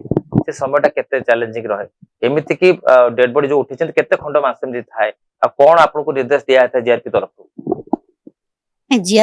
ଜିଆରପି ର ଗୋଟେ ନିର୍ଦ୍ଦେଶ ଥିବ କି ଯେ ମାଂସ ଟିକେ ହେଲେ ବି ଟ୍ରେନ ଟ୍ରାକରେ ପଡିବନି, ବାସ୍ ସେତିକି ସେ କହନ୍ତି। ଏ ଗୋଟେ ଡେଡ ବଡି ଯେତେବେଳେ ପୁରା ପିସ୍ ପିସ୍ ହେଇଥିବ, ପୁରା 3 ଘଣ୍ଟା 4 ଘଣ୍ଟା ଲାଗିଯିବ, ପୁରା 1 କିଲୋମିଟର ପର୍ଯ୍ୟନ୍ତ ସେ ମାଂସ ବ୍ଲଡ ସବୁ ବିଛେଇକି ପଡିଥିବ। ଲାଷ୍ଟ ଆମର 3 ଘଣ୍ଟା ଲାଗିଥିଲା, ଆମେ ଥରେ ଆଣିଥିଲୁ VSS ନଗରରୁ। 3 ଘଣ୍ଟା ଲାଗିଥିଲା ଆମକୁ ସେ ମାଂସ ପିସ୍ ଗୋଟେଇବା ପାଇଁ, ଏତେ ଡେଡ ବଡି ହେଇଯାଇଥିଲା। ଆଗୁରୁ ଯେ କିଛି ସେମିତି ଚ୍ୟାଲେଞ୍ଜ ତ ଥାଏ, କାହିଁକି ନା ଟର୍ଚ ଲାଇଟ ଲଗେଇକି ରାତିରେ ଟ୍ରେନ ଟ୍ରାକରୁ ମାଂସ ପୁରା ଟିକ ଟିକ କରି ଗୋଟେଇବା ତ ବହୁତ ପ୍ରୋବ୍ଲେମ ହୁଏ। ଏ ଜିନିଷ ଭୟ ରହେନି କି? କାରଣ ସମସ୍ତେ କୁହନ୍ତି ଭୟ ରହିବ, କେମିତି ମରିଗଲା ସେମିତି ହେଲା, ଏମିତି ଅନେକ ସମୟରେ ଦେଖିବେ ଯେ ଡେଡ ବଡି ତାଙ୍କର କିଏ ଜିଭ କାମୁଡି, କେମିତି ଜିଭ ଦାନ୍ତରେ କାମୁଡି ବାହାରି ଯାଇଥାଏ, ଏଭଳି ସିଚୁଏସନ ଆସେ। ଆପଣ ଯେତେବେଳେ ଏଇ କାମ କରନ୍ତି ମନରେ ଭୟ ରହେନି? ନା, ସେମିତି କେବେ ହେଇନି। ମୁଁ ତ 9 ବର୍ଷ ହେଲା କାମ କଲିଣି, ତ ମୋର ହାବିଟ ହେଇଗଲାଣି, କିନ୍ତୁ କିଛି ଡର ଲାଗେନି। ଗୋଟେ ନର୍ମାଲ ଜିନିଷ ଭଳିଆ ଫିଲ୍ ହୁଏ, କାରଣ ରେଗୁଲାର ଏମିତି ସବୁ ମାସରେ 10ଟା 20ଟା 25ଟା ଡେଡ ବଡି ଉଠେଇଲେ ତ କିଛି ଲାଗିବ ହିଁ ନାହିଁ। ଏବେ ପୁରା ଫ୍ରି। ଡେଡ ବଡି ଦେଖିଲେ କେବଳ ଲାଗେ କି ଯେ କହିଲି, ସମସ୍ତଙ୍କୁ କହିଛି ଯେ ଡେଡ ବଡି, ଆମେ ମଣିଷ କେତେ ନିଜକୁ ସୋ ଅପ୍ କରୁଛେ, କେତେ ମାଡଗୋଡି କରୁଛେ, କେତେ ହିଂସା କରୁଛେ, କେତେ ଇଗୋ ଅଛି ଆମର, କିନ୍ତୁ ମରିଗଲା ପରେ ପୁରା ମାଂସ ପୁରା ପିସ୍ ପିସ୍। ସେଠି ତମ ଫ୍ୟାମିଲି ବାଲା ଥିଲେ ସେ ଦେଖିବାକୁ ବି ଯିବେନି ତମକୁ। ଗୋଟେ କଥା, ଯେ ଆପଣ ଗାଡି ଚଲେଇ ଜାଣିଛନ୍ତି, ଯେତେବେଳେ ଖବର ଆସେ ଭାଇ ଅନୁପସ୍ଥିତ ଥାନ୍ତି, ଏକୁଟିଆ ଆମ୍ବୁଲାନ୍ସ ନେଇକି ଯିବା, ଡେଡ ବଡି ଉଠେଇବା, ଇଏ କେତେ କଷ୍ଟ କରିଥାଏ? ନିଶ୍ଚିତ ଭାବରେ କଷ୍ଟ, ମତଲବ କି କାମଟା ଯେହେତୁ ମୁଁ ଜାଣିଛି, ଆମ୍ବୁଲାନ୍ସ ଚଲେଇ ପାରିବି, ଡେଡ ବଡିଟା ଆଣିପାରିବି, କିନ୍ତୁ ହଜବାଣ୍ଡ ଥିଲେ ଟିକେ ଗୋଟେ ଷ୍ଟ୍ରେନ୍ଥ ଥାଏ କି ଆଜ ଏ ଜେଣ୍ଟସ, ତ ସେ ଗୋଟେ ହିମ୍ମତ ଥାଏ କି ନାଇଁ ଜିନିଷଟା ଏମିତି କରିଦବା, କିଛି ନାହିଁ, କିଛି ନ କଲେ ହେଲେ ବି ଗୋଟେ ମାନେ କଥା ଥାଏ କି ପାଟି ଥାଏ, ସେ ପାଟିରେ ତମେ ସବୁ କାମ ହେଇଯିବ। ଅଦରୱାଇଜ ଯଦି ଆମେ ଗୋଟେ ଲେଡିଜ ଟିମ୍ ଯିବୁ ତ ନର୍ମାଲ ସେମିତି ଏତେ ଫ୍ରି ଲାଗେନି କାମ କରିବାକୁ, କିନ୍ତୁ ହଜବାଣ୍ଡ ଗଲେ ତ ସଙ୍ଗେ ସାଙ୍ଗେ କାମ ହେଇଯାଏ। ଯେତେବେଳେ ଏମିତି ସମୟ ଆସିଛି ଯେ ଭାଇ ଅନୁପସ୍ଥିତ ଅଛନ୍ତି, ଆପଣ ଯାଇଛନ୍ତି, ସେ ଅନୁଭୂତି ଟିକେ କହିବେ? ବହୁତ ଥର ଏମିତି ହେଇଛି କି ସେ ଯଦି ଗୋଟେ ଟାଇମରେ ଯାଇଥିବେ, ତ ଆମେ ଯାଇଥିବୁ, ତ କାମ ଜଣା ଥିବ କିନ୍ତୁ ହାତ ସବୁ ଏପଟ ସେପଟ ହେଇଯାଇଥିବ, କାହିଁକି ନା ଆମେ କେବଳ ଡେଡ ବଡି ପାଖରେ ଆମେ ହିଁ ଥିବୁ, ଆଉ କି ନଥିବେ। ପୋଲିସ ଥିବେ, ସିଏ ଟିକେ ଡିଷ୍ଟାନ୍ସ ରେ ଥିବେ, RPF ଥିବେ, ସିଏ ବି ଡିଷ୍ଟାନ୍ସ ରେ ଥିବେ। ତ ଯାହା ଯେ ଲେଡିଜ କାମ କରି ଶିଖିଲେ ହେଲେ ବି ଟିକେ ଅନକମ୍ଫର୍ଟେବଲ ଫିଲ୍ ହୁଏ କି କାଶ ଥିଲେ ଭଲ ହେଇଥାନ୍ତା କି କଣ। ଏମିତି ବହୁତ ଥର ଡେଡ ବଡି ଆମେ ଏକୁଟିଆ କରିଛୁ। ଗୋଟେ କଥା, ଡେଡ ବଡି କେବଳ ଟ୍ରେନ ଲାଇନରେ କଟିଯିବା ନୁହଁ, କି ଗୋଟେ ଅନେକ ଅଂଶରେ ଦେଖିବେ ଆପଣ ଅର୍ଦ୍ଧଦଗ୍ଧ ଅବସ୍ଥାରେ ଯୋଉ ଅଛି, ତାପରେ ଅନେକ ଅଂଶରେ ଡେଡ ବଡି ଯେତେବେଳେ ପରିଚୟ ନ ମିଳିଥାଏ, ଯେତେବେଳେ ତାଙ୍କର କିଛି, ସେ ସମୟରେ ଡେଡ ବଡି ଗୋଟେ ଅନେକ ଅଂଶରେ ପଚି ଯାଇଥାଏ, ପୋକ ହେଇଯାଇଥାଏ, ଆପଣ ସେତେବେଳେ ଯଦି କାଢନ୍ତି କେତେ ଦୁର୍ଗନ୍ଧରେ ଫାଟି ପଡୁଥିବ। ମାନେ ସାଧାରଣ ଲୋକ କଣ, ଗୋଟେ ପୋଲିସ ଯାଇ ସେ ପାଖରେ ଅସମ୍ଭବ, ଆପଣ ଯାଇ ସେଠୁ ଉଠେଇବା, ଏଠି କେମିତି ଆପଣ କରନ୍ତି, କେତେ ଚ୍ୟାଲେଞ୍ଜିଂ ରହେ? କାରଣ ଦୁର୍ଗନ୍ଧ ଗନ୍ଧଉଥିବ ଜୋରେ, ପୋକ ସାଲୁବାଲୁ ହଉଥିବ, ଏଇଭଳି କେମିତି ଚ୍ୟାଲେଞ୍ଜିଂ ରହେ? ଏଇଟା ବହୁତ କଷ୍ଟ। ହେଲେ ଡେଡ ବଡି କି ଛୁଉଁଥିବୁ, ସେ ପୋକ ଗୁଡାକ ତମେ ଯେତେ କିଟ୍ ପିନ୍ଧ, ଯେତେ ଗ୍ଲୋଭ୍ସ ପିନ୍ଧ, ସେ ପୋକ ଗୁଡା ଚାଲି ଚାଲି ତମ ହ୍ୟାଣ୍ଡ ଗ୍ଲୋଭ୍ସ ଯେତିକି ଏରିଆ କଭର କରିଥିବ, ତାର ଅପୋଜିଟ ସାଇଡ କୁ ସେ ଚାଲି ଚାଲି ଆସୁଥିବେ। ଯଦି ଫିନାଇଲ କିମ୍ବା କିରୋସିନି ପକେଇ ଦବ, ଯଦି ସିଏ ଯଦି ଆଉଟ ସାଇଡ ହେଇଯିବ, ଡେଡ ବଡି ଉପରୁ ପୋକ ବାହାରି ପଡିବେ, କିନ୍ତୁ ତଳ ଯାକ ସାଲବାଲୁ ହେଇକି ଚାଲୁଥିବେ, ତମ ଗୋଡରେ ପଶି ଯାଇଯିବେ। ସିଚୁଏସନ ଟା ମୁଁ ଇମାଜିନ କରିପାରିବିନି, କି ମୁଁ ତାକୁ ଡେସ୍କ୍ରାଇବ ବି କରିପାରିବିନି କେତେ ଅନକମ୍ଫର୍ଟେବଲ। ପ୍ଲସ ତା ଦେହରେ ସ୍ମେଲ, ତାର ଯୋଉ ଗୋଟେ, ଆମ ଘରେ ସାଧାରଣତଃ ଗୋଟେ ମୂଷା ମଲେ ଆମେ ତାକୁ ବରଦାସ୍ତ କରିପାରୁନା, ଗୋଟେ ମଣିଷର ସ୍ମେଲ ଯିଏ ଆକ୍ଚୁଆଲି ସବୁଦିନ ଫେସ୍ କରୁଛି ସେ ହିଁ ଜାଣିଛି। ତ ମୁଁ କହିଲି ଯେମିତି ମୁଁ ଡେସ୍କ୍ରାଇବ କରିପାରିବିନି। ମଣିଷର ଡେଡ ବଡିର ସ୍ମେଲ ଏତେ ବିଚିତ୍ର ସ୍ମେଲ ହଉଥିବ, ତମେ ଗୋଟେ ସେକେଣ୍ଡ ବି ସେଠି ରହିପାରିବନି। ଇନଫ୍ୟାକ୍ଟ ବାହାର ଏରିଆରେ ବି ରହିପାରିବେନି, କିନ୍ତୁ से जिनसटा चैलेंज जमी कहले कि जाइए जब गोटे डेड बॉडी आने को आम बाध्य आने से डेड बॉडी बैक मु केबे तो आज पर्यंत करनी समस्ते बैक कर जदि कोठी गोटे थे से माने तरतर आगु आम्बुलांस को डाकी देथिबे से माने जिबे से दूर कहते ना ना आमे जाई परबनु तो जो माने भी रिलेटिव थे कि कोमना जेहेतु हम समस्त जानले से गोटे कहे प्रतिष्ठा ट्रस्ट गुड़ाक से ही कर तो एमती बहुत सिचुएसन है बहुत लोग फेल कर बहुत आम्बुलांस फेल कर जो डेड बॉडी जाइए आनी बहुत चैलेंज चैलेंज तो माने मेंटल चैलेंज बहुत स्मेल तापरे से पोक बाहर पड़े जदि ब्लड मर्डर केस ब्लड चारिआडे खाली बिखरे पूरा पानी भलिया पड़ो तुम जिनसा गोटे कादुଅ जो तुम बर्दाश्त लाइफ में करना गोटे ब्लड को आ पोक को बर्दाश्त करवा बहुत प्रोब्लेम से ठीक जे आपण सब कला परे भोक तो लागुथो खाइबा तमे होथबो खाइला बेलू टिके से कथा मन पड़े नहीं कि खाइबाटा आउ से रुचिकर हुए पेट को जाए विभिन्न प्रकार मन पड़े ना नहीं ना मु खाएनी से दिन सारा मु खाएनी मो हजबैंड खाती मु खाएनी जब स्नाक्स जदि कोल्ड ड्रिंक्स बहुत कष्ट जदि पीदेवी कारण से सिचुएसन आखि आगे खाली नजर एमती डेउथो कि से पोकर आम से हाथ में धरीचु आम ग्लोव्स पिंधिचु फिर हेले से सिचुएसन बारंबार आखि आगे रिकल होउथिबो कि जेमती थिला सेमती ब्लड थिला तो गोटे भात घर आसिक भात खाइला बेलू से दिन आम घर चूड़ा खाइबु आम समस्ते आम दी जण चूड़ा बेसिकली खाऊ कहीं ना से टाइम रे तरकारी हेले नाली देखा जिवो संतुला हेले सेटा सब जना पड़े तो से आमर से दिन डिनर हो लंच हो से दिन सारा आम चूड़ा कदली ही खाऊ कथा जे आपणकर जेतले काम सरी जाए आपण आसंती ओडिया रे गोटे परंपरा अछि यदि शबदाह कला पर गाधाते आसी आपण गाधौथिबे तापरे रोषे करिया जाउथिबे सेते बेले आ इच्छा होय रोषे करिया नहीं इच्छा तो केबे हुए नहीं कहीं सेमती कि सिचुएसन आसेनी और जमती कहली कि आसबो गाधेबो आम्बुलांस टा पूरा परफेक्ट धोइबो तापरे निजे निजे हाइजीन मेंटेन करिवो गाधेबो सी पूरा 2 घंटा 3 घंटा लागि जिवो जेतु आम्बुलांस भीतर भी पोको चारिआडे चलथिबे गोटे आम्बुलांस को प्रॉपर धोइला बेलू से घंटे 1.5 घंटा लागि जिवो जदि दिन थिबो ठीक अछि तो दिन बेले किछि गोटे जस्ट नॉर्मल भात डाली आलू भर्ता कि कोन जमती खाइ दो राति हेले भी चूड़ा कदली आम खाइ दो बाहर तो मु तो खाइ परिबनी से जदि खाइबे एबे खाइबे बंद तांग देह खराब अछि सी खाई दी आस मु तो केबे खाएनी घर को आसिले सब काम सरिले व्रत चेंज करी चूड़ी जदि सडन चेंज न करथिबे ताकू चेंज हबो मुंड धोई गाधेया पड़िबो तो बहुत दिन आम उपास फेट शोचु ना चूड़ा ना कि छतुआ जहाँ भी स्नाक्स आइटम थी ड्राई फ्रुट्स सेटा खाई जाए आपण जेहेतु हमर कहंती जो उड़िया रे जो माने लेडीज मान अछंती बारंबार मुंड धोइले जेहेतु केस मोटा थाए लंबा थाए तेणु करी ठंडा जर हो जाए आपन सेमती हुए ना नहीं आपन लाइफ रे सेमती हिजे नहीं माने देह खराब थबो आपन फोन आस्तबो आपन गाधेउथिबे गाधे के आस्ते घर पुनी फोन आस्ते फोन जाउथिबे हां सेमती बहुत थर हेजी गाधे थिउ चुट्टी सुखी न थिउ पुणी आथरे गोटे कॉल आसी पुणी आथरे जीवो से जिंस रे टिके इरिटेट लागे कि जे एकाथरे हे जेथुलो एकाथना एमिति भी हेजी गोटे डेड बॉडी आनी थिबो ताकू रास्ता रे आ गोटे डेड बॉडी थिबो तो ताकू संगे संगे मर्चरी रे थोई पुणी Athare same dress same situation रे न खाई पुणी आ गोटे डेड बॉडी आनिबो पुणी सेटा उठैथिबो आ गोटे आस्थिबो एमिति कि गोटे दिन रे 3-3टा डेड बॉडी भी हमें आनिजु तो से सिचुएशन भी हेजी हम संगे जिबा आपण पाखु एमती दिन को केतोटी हाईएस्ट आपण डेड बॉडी उठैछंती दिन तमाम राति तमाम आपन को लागि जाईची फोन घन घन आसुथबो अधा बाटरे जिन मैडम कहले डेड बॉडी पहुंच पुणी गोटे फोन आसुथबो ए समयटा टिके विरक्ति भाव प्रकाश हुएनी कि काहे कि ना गोटे काम सरीनी पुणी गोटे काम आसुची पुणी ये साधारण काम न ये होछ असाधारण काम जोटा कि साधारण लोकटे करबा असंभव निश्चिंत भाव में गोटे गोटे दिन पूरा मो लाइफ रे सबुठ हाईएस्ट अछि दिन को 4टी डेड बॉडी आछि 4टी भितर जाइके आस्थु पुणी गाधे सारथि पुणी एबे तो रिसेंट पहर दिन राति रे हम 3 थर गाधेइछु 3टा केस रे गोटे सभ दाह पे गइथिलु सेठु सारी के आसी पुणी राति 2टा रे पुणी गलो डेड बॉडी गोटे परि जाइतला कार्यक्रम सकाळे गाधेइथिलु दीपर गाधे तो रुहे सेउडा कर किछि करि हबोनी एइति पई जेहेतु हमर हिंदू शास्त्र भितर हम चलुचे मानुचे तो हम निश्चिंत भाव में गोटे सब धरिके आसिले गाधेबा नियम अच्छी तेणुकरी निश्चित भाव में गाधुआ पाधुआ कर जिते मोर देह खराब थाए मु गरम पानी रे पोछि पाछि जाए किंतु करने को बाध्यतामूलक गाड़ीटा धोइबा निश्चिंत मोर राति जेते हेई थाउ जेहेतु से मोर अन्नदाता तेणु गाड़ी धोइबाटा निश्चिंत जगार किछि लोक अस्वाभाविक मृत्यु वरण करथान आपण जानती से अधदग्ध होइथाउ बा से सबटी पड़ी पची सड़ी जाइथाउ आपण उठा को जानती ଏମିତି କିଛି ଚ୍ୟାଲେଞ୍ଜିଂ ରହିଛି କି ଯୋଉଠି କି ଅନେକ ସମୟ ଯୋଉଟା କି 15 ମିନିଟରେ ହବ ପାଖାପାଖି ଅଧଘଣ୍ଟା 40 ମିନିଟ 3 ଘଣ୍ଟା 4 ଘଣ୍ଟା ଲାଗି ଯାଇଛି, ଅକ୍ଳାନ୍ତ ପରିଶ୍ରମ କରିଛନ୍ତି, ପରବର୍ତ୍ତୀ ସମୟରେ ଶବଟି ଉଦ୍ଧାର ହେଇଛି ବା ଉଠିଛି। ଆଉ ଇଏ ଏଭଳି କିଛି ଗୋଟେ ଅନୁଭୂତି ଅଛି ଆପଣଙ୍କର?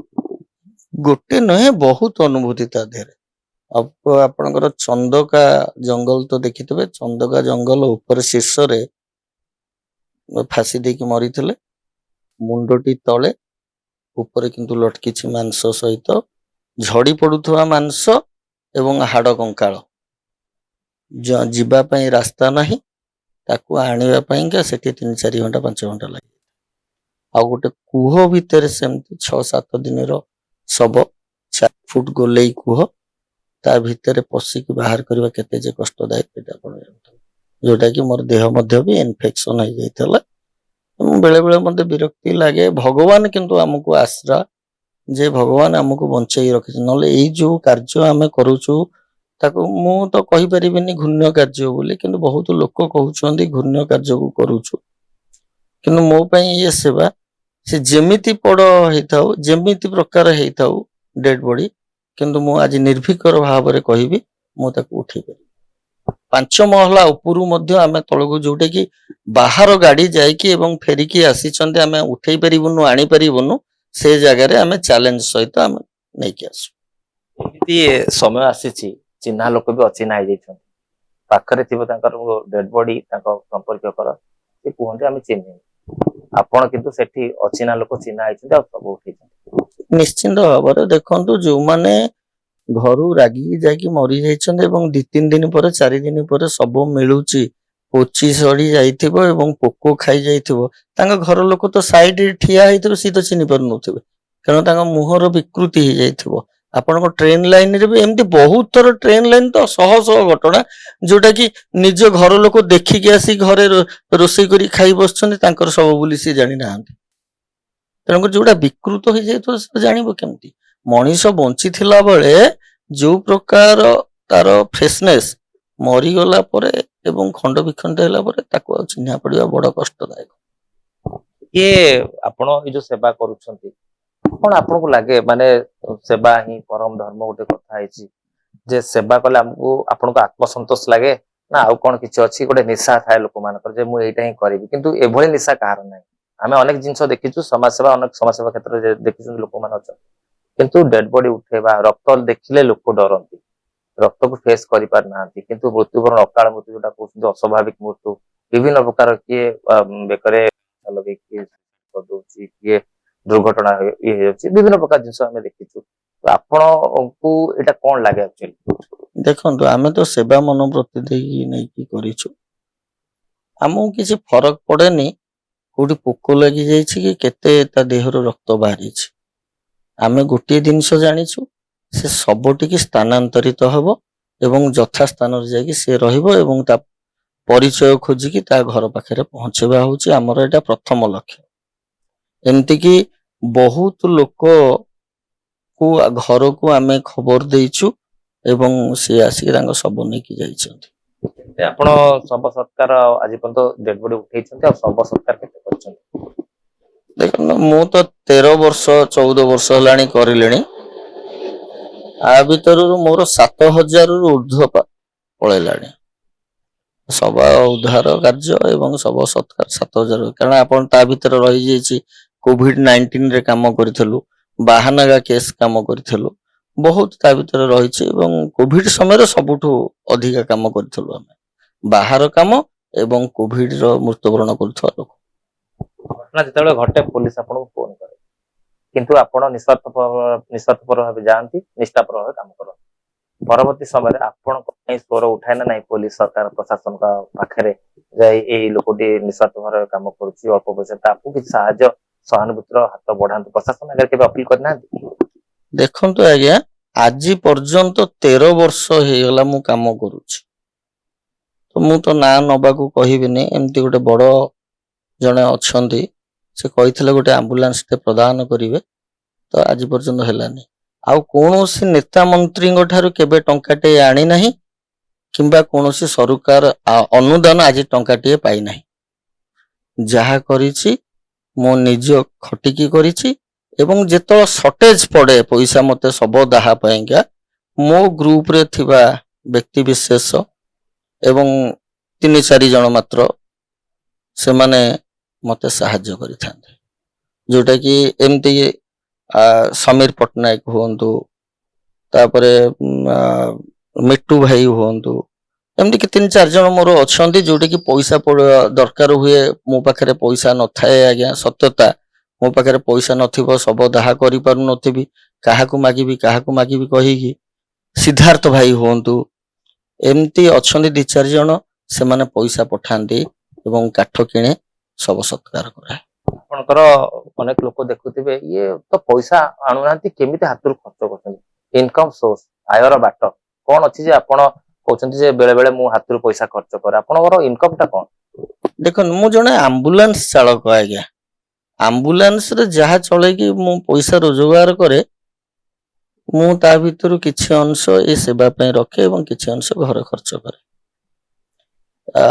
ତ ସେଇ ପଇସା ଦେହରୁ ବି ବେଳେ ବେଳେ ସର୍ଟେଜ ହୁଏ, ଯୋଉଟା କି ମତେ ହାତ ପତେଇବାକୁ ପଡିଥାଏ।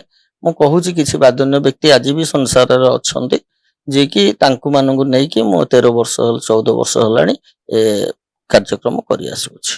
ମ୍ୟାଡାମ ଆପଣଙ୍କ ପାଖକୁ ଯିବା, ଏ ଶେଷ ପ୍ରସଙ୍ଗ ରହିବ। ଆପଣଙ୍କର ଲଭ୍ ମ୍ୟାରେଜ ନା ଆରେଞ୍ଜ ମ୍ୟାରେଜ? ନାଇଁ, ଲଭ୍ ମ୍ୟାରେଜ ଦିଟା। ଆପଣ ଯେତେବେଳେ ଭାଇକି ବିବାହ କଲେ ସେତେବେଳେ ଜାଣିଥିଲେ ଯେ ଭାଇ ଏମିତି ଶବ ସତ୍କାର କରନ୍ତି, ଅଚିହ୍ନା ଶବକୁ ଉଠାନ୍ତି, ଏଇଭଳିଆ ତାଙ୍କର ଗୋଟେ ଅଟୋ ଅଛି ଏଇଭଳି କିଛି? କାରଣ ଅନେକ କ୍ଷେତ୍ରରେ ଝିଅ ମାନେ ସବୁବେଳେ ସୁନେଲି ସ୍ୱପ୍ନ ଦେଖନ୍ତି, ମୋ ସ୍ୱାମୀ ଏମିତି ହେଇଥିବା ଦରକାର, ମୁଁ ଭଲ ଘରେ ରହିବି, ମୁଁ ଭଲ ମାନେ ଇଏ କରିବି, ମତେ ପ୍ରଶଂସା ମିଳିବ, ଏଇଭଳି ଗୋଟେ ତାଙ୍କ ପାଇଁ ଗୋଟେ ସ୍ୱପ୍ନ ଥାଏ। କିନ୍ତୁ ସେ ସ୍ୱପ୍ନଠୁ ଆପଣ ଦୂରେଇ ଗଲେ, ସେ ସ୍ୱପ୍ନଠୁ ଆପଣ ଦୂରେଇ ରହିକି ଆପଣ ଆଉ ଗୋଟେ ନିଆରା ପଦକ୍ଷେପ ନେଲେ। ନାଇଁ, ସେମିତି କିଛି ନାହିଁ। ମୁଁ ମ୍ୟାରେଜ ପରେ ମୁଁ ମୋର ଜବ ଲାଇଫ ରେ ଥିଲି, ତ ନା ସିଏ କୌଣସି ମାନେ ଫୋର୍ସ କରିନାହାନ୍ତି କି ଏ ଲାଇନ କୁ ଆସ କି ତମେ କାମ କର। ମୁଁ ମୋ ଇଚ୍ଛାରେ ଯାଇଥିଲି ହେଲ୍ପ କରିବା ପାଇଁ, ଯୋଉଠି ମୁଁ କହିଛି ମୁଁ ଅବ୍ୟାକ୍ କରିନି। ତା ପୂର୍ବରୁ ମୁଁ ମୋର ଜବ କରୁଥିଲି, ମୁଁ ମୋର ସେଟେଲ ଥିଲି, ପୁଅ ଝିଅ ସବୁ ସେଟେଲ ହେଇକି ଥିଲା। ତ ଅଫସୋସ ସେମିତି କିଛି ନାହିଁ, କାହିଁକି ନା ମୁଁ ସବୁ ଜିନିଷ ମାନେ ମତଲବ କି ମୋର ଯେମିତି ଗୋଟେ ମୋର ବି ପିଲାଦିନ ଥିଲା କି ଯେ ନାଇଁ ମୁଁ କିଛି କରିବି କାମ। ଯଦି ସମାଜ ସେବା ଯୋଉମାନେ କରୁଛନ୍ତି, ଆଜି ତ ସମାଜ ସେବାର କିଛି ଲୋକଙ୍କ ପାଇଁ ବଦନାମ ହେଇଗଲାଣି। ଯଦି ଆମେ ବାହାରକୁ ଯାଇକି କାହା ପାଇଁ କିଛି କାମ କରିବାର ଇଚ୍ଛା ଥିବ, ସେଇଟା ନିଶ୍ଚିତ ଆମେ କରିବୁ। କି କୋଉ ଇଏରେ କରିବୁ ସେଇଟା ଜଣା ନାହିଁ, ପିଲାଦିନୁ ମୋର ଥିଲା ଯେ ମୁଁ କରିବି କିଛି। ଏମିତି ଗୋଟେ ୟୁନିକ୍ କାମ କରିବି ସେଇଟା ତ ଜାଣିନଥିଲି, କିନ୍ତୁ ମୁଁ କରେ। ମତେ ଇମୋସନାଲି ମୁଁ ସମସ୍ତଙ୍କର ଦୁଃଖଟା ଟିକେ ସହିପାରେନି, ତ ସେଥିପାଇଁ ଯେହେତୁ ଆମର ରାଜବଂଶୀ, ତ ମୁଁ ଘରେ ବି ମତେ ଭଲ ପାଆନ୍ତିନି, କାହିଁକି ନା ତାଙ୍କର ରୁଲ ରେଗୁଲେସନ ଅଲଗା, ମୋ ମାଇଣ୍ଡ ବହୁତ ଅଲଗା।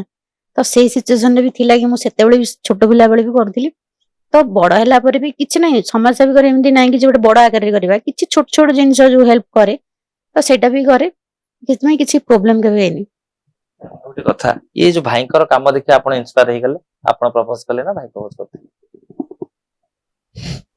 ଭାଇ କରିଥିଲେ। ମୁଁ କାମ ଥିଲା କି ମୁଁ ଯେମିତି କହିଲି କି ଯେ ମୁଁ ମୋ ଲାଇନରେ ହିଁ ଥିଲି, ତ କାମ ସେ କରୁଥିଲେ କି ଯେ ମୁଁ ଏ କାମକୁ କେବେ ଫେସ ଟୁ ଫେସ ଦେଖିଛି ଏମିତି ସେ କାମ କରୁଛନ୍ତି। କାରଣ ଯେହେତୁ ଗୋଟେ ପୁରା ପ୍ରପର ଡେଡ ବଡି କେବେ ଫେସବୁକରେ ଅପଲୋଡ ହୁଏନି, ତ ମୁଁ ବି ସେଟା ଦେଖେନି କି ମୁଁ, କାରଣ ମୋ ପିଲାମାନେ ବି କେହି ଏଥିରେ ଇନଭଲ୍ଭ ନୁହଁ।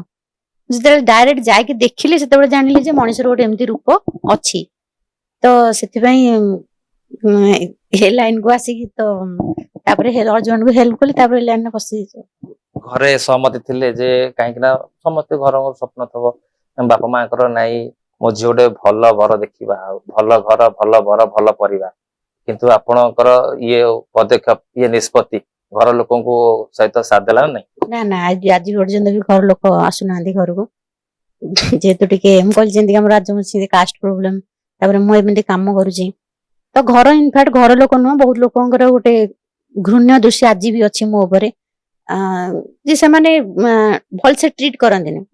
ଏବେ ବହୁତ ଡେଭଲପ ହେଇଗଲାଣି, କିନ୍ତୁ ଯେତେବେଳେ ଫାଷ୍ଟ କାମ କରୁଥିଲୁ ଅଧେ ଲୋକ ଆମ ଘରକୁ ଆସନ୍ତିନି କି ଆମକୁ ଛୁଅନ୍ତିନି। ତ ଆଜି ବି କେତେ ଲୋକମାନଙ୍କର, ଏଜୁକେଟେଡ ଲୋକମାନଙ୍କର ମୁଁ ଦେଖିଛି, ସେମାନେ ବ୍ୟାକ୍ ସାଇଡ ରେ ବହୁତ ଗସିପ କରିବା, ସେ ଗୋଟେ ଡେଡ ବଡି ଉଠୁଛି ତାକୁ ଗୋଟେ କଣ ଡାକିବ। ତ ଏମିତି ଗୋଟେ ଡେଡ ବଡି ଯୋଉ ଶବ ଗୋଟେ ଜିନିଷକୁ ବହୁତ ଲୋକ ଆଜି ବି ଘୃଣା କରନ୍ତି, ସେଇଟା ବେଳେ ବେଳେ ଆଶ୍ଚର୍ଯ୍ୟ ଲାଗେ। ଅଦରୱାଇଜ ମୁଁ ଏ କାମ କରିକି ସାଟିସ୍ଫାଏଡ ଅଛି, ତ ସେଥିପାଇଁ ମୁଁ ଏ କାମ କରୁଛି। ଘର ଲୋକ ସହିତ ଆଜି ପର୍ଯ୍ୟନ୍ତ କଥା ହେଇନାହାନ୍ତି କି କେବେ ପରୋକ୍ଷ ଭାବରେ କେବେ ଶୁଣିନାହାନ୍ତି ଘର ଲୋକ ଖୁସି ଅଛନ୍ତି କି ମୋ ଝିଅ ଗୋଟେ ଏଭଳି କାମ କରୁଛି ଯୋଉ କାମ କି ଦୁନିଆରେ କେହି କରିପାରିବେ ନାହିଁ, ଅସମ୍ଭବ ସମସ୍ତଙ୍କ ପାଇଁ, ସେଭଳି କିଛି ଖବର ପାଇଲେନି ନା ପାଇନାହାନ୍ତି? ନା ନା ମୁଁ ଖବର ତ ଯେହେତୁ ପାଇପାରୁନି କିନ୍ତୁ ସିଏ ସାଟିସ୍ଫାଏଡ ନୁହନ୍ତି, କାରଣ ଯେହେତୁ ମୁଁ ଜବ୍ ଛାଡିକି କାମ କରୁଛି ଯେମିତି ସେମାନେ ବି ଏ କାମକୁ ଟିକେ ତାଙ୍କର ପସନ୍ଦ ନୁହଁ କି ସବୁବେଳେ ଡେଡ୍ ବଡି ମଶାଣିରେ ରହିବା ଏସବୁ ପସନ୍ଦ ନୁହଁ।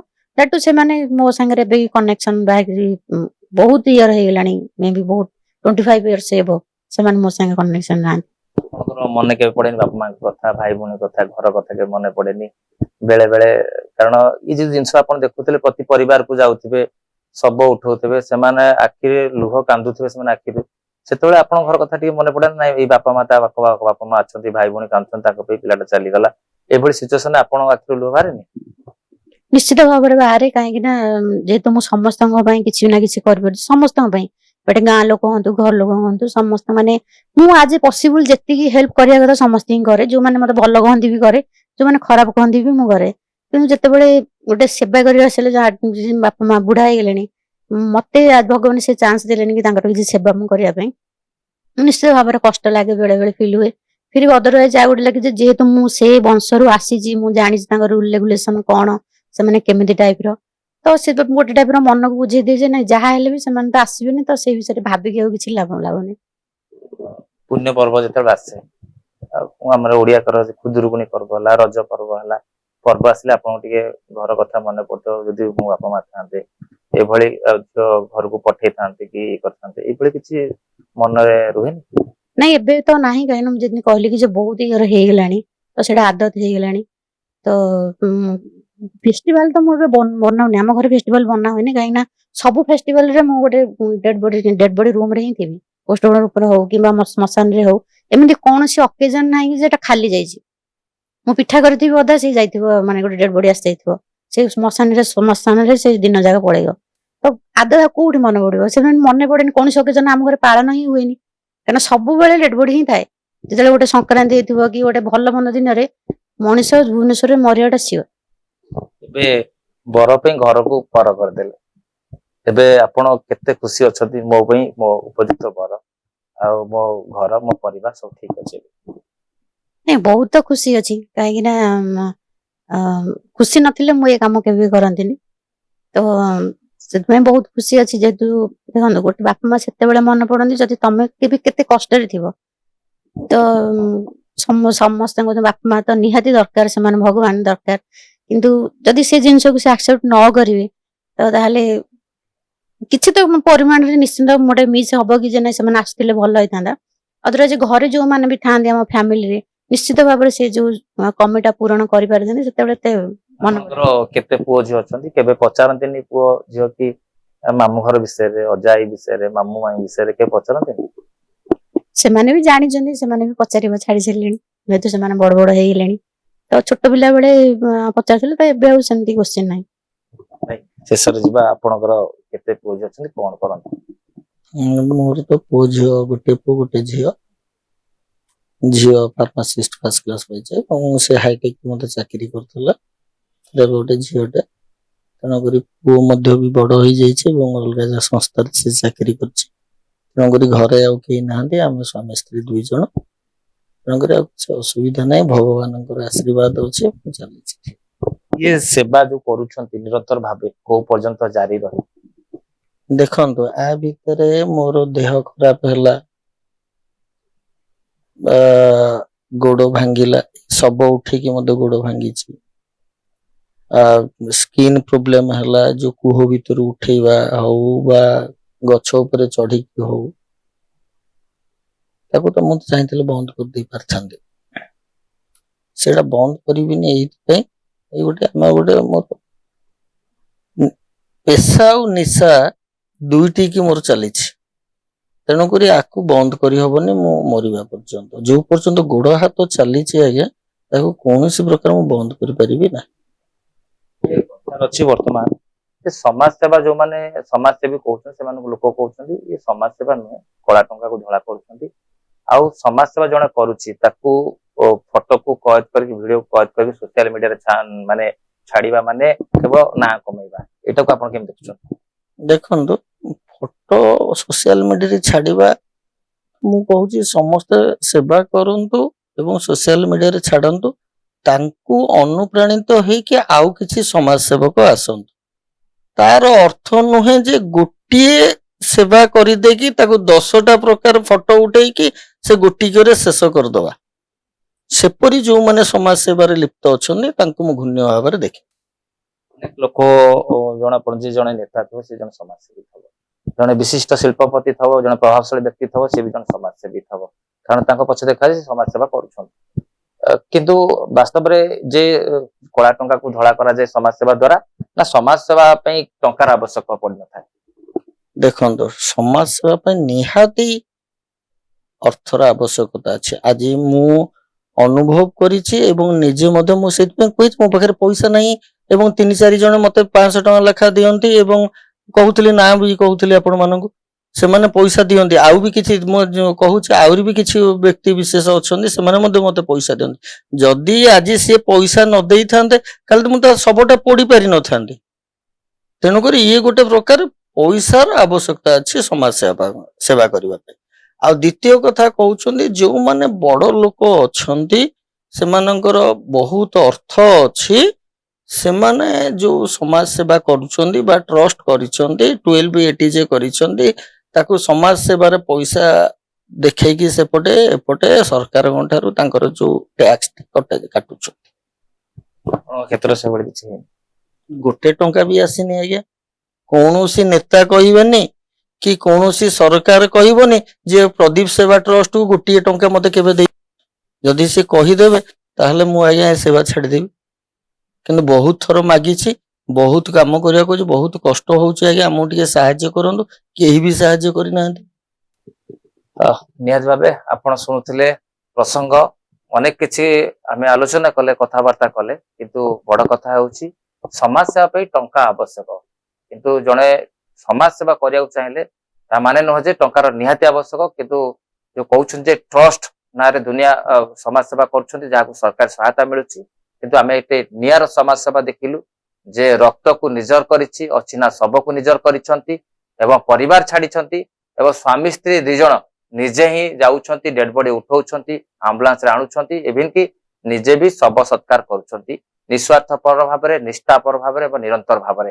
କିନ୍ତୁ ମନରେ ସେଭଳି କିଛି ସ୍ୱାର୍ଥ ଲୋଭ ନାହିଁ, ମନରେ ସେଭଳି କିଛି ଦ୍ୱନ୍ଦ୍ୱ ନାହିଁ ଯେ ଆମେ ଏଭଳି ଡେଡ ବଡି ଉଠେଇବୁ, ଏ ଅବସ୍ଥାରେ ଅଛି, ସେମିତି କିଛି ନାହିଁ। କିନ୍ତୁ ତାଙ୍କୁ ଏପର୍ଯ୍ୟନ୍ତ କୌଣସି ସରକାରୀ ସହାୟତା ବା କୌଣସି ବଦାନ୍ୟ ବ୍ୟକ୍ତି ବା କୌଣସି ନେତା ମନ୍ତ୍ରୀ ବର୍ତ୍ତମାନ ସହାୟତାର ହାତ ବଢେଇ ନାହାନ୍ତି ଏବଂ ନିଜେ ମଧ୍ୟ ଆବଶ୍ୟକ ସ୍ଥଳରେ ଗୋଟେ ପାର୍ଟ ଟାଇମ ବିଜନେସ କରନ୍ତି, ସେ ପଇସା ଯାହା ଆସେ ଏବଂ ସମସ୍ତେ କି ମଧ୍ୟ ହାତ ପତାନ୍ତି, ସେଇଥିରେ ମଧ୍ୟ ନିଜେ ସମାଜ ସେବା କରିବାକୁ ପଛାଇ ନାହାନ୍ତି। କିନ୍ତୁ ଇଏ ହଉଛି ନିଆର ସମାଜ ସେବା, ଯାହାର ନାଁ ଆମେ ରଖିଥିଲୁ ଅଚିହ୍ନା ଶବର ସାଥୀ। ଭୁବନେଶ୍ୱରରୁ ଭିଡିଓ ଜର୍ଣ୍ଣାଲିଷ୍ଟ ନିର୍ମଳଙ୍କ ସହିତ ପୂର୍ଣ୍ଣଚନ୍ଦ୍ର ପ୍ରଧାନଙ୍କ ରିପୋର୍ଟ, ଓଡ଼ିଶା ଭାସ୍କର।